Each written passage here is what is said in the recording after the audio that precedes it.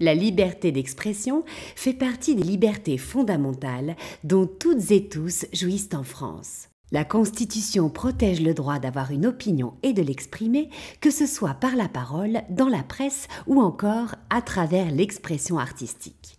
Cette opinion peut porter sur tout type de sujet, y compris la religion. En réalité, le droit à une opinion religieuse ou anti-religieuse est même historiquement au fondement de la liberté d'expression à cause de l'affaire du chevalier de la Barre. En 1765, au matin d'une nuit de tempête, le crucifix du Pont-Neuf à Abbeville est retrouvé tailladé. Personne ne sait qui est responsable. Certains habitants décident donc de pointer du doigt 3 fêtards qui n'avaient pas salué une procession religieuse quelque temps auparavant.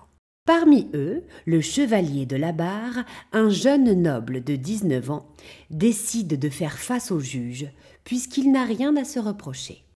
Mais les juges décident néanmoins de condamner le chevalier à mort après avoir été torturé pour le faire avouer pour avoir, selon leurs mots, chanté des chansons abominables et exécrables contre la Vierge Marie, les saints et les saintes.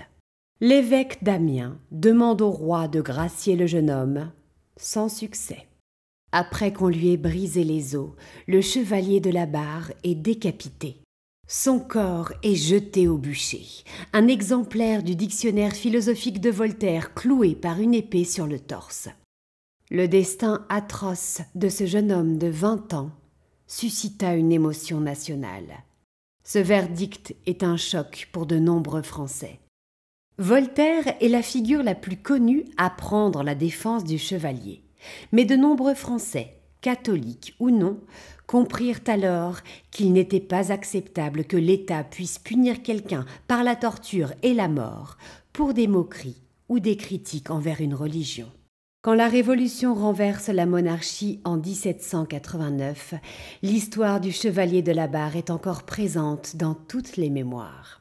Aussi, la liberté d'expression est un des changements fondamentaux qu'elle apporte. La Déclaration des droits de l'homme et du citoyen dit que nul ne doit être inquiété pour ses opinions, même religieuses, pourvu que leurs manifestations ne troublent pas l'ordre public établi par la loi. Le Code pénal de 1791 supprime ensuite le délit de blasphème et met donc fin à un système où l'État pouvait utiliser Dieu et la religion pour régler ses comptes par la justice. Le chevalier de la Barre est le dernier Français à avoir été exécuté pour blasphème, et c'est pourquoi il reste une icône du combat pour la liberté d'expression. Cette affaire, qui a traumatisé beaucoup de Français d'avant la Révolution, explique pourquoi la France reste très attachée au droit de critiquer ou de se moquer des religions en France. Tant que l'on ne stigmatise ni n'insulte pas les croyants eux-mêmes, la liberté d'expression protège le droit d'exprimer des opinions sur telle ou telle religion, car un État et une justice laïque ne peuvent pas et donc ne veulent pas se prononcer sur des questions religieuses.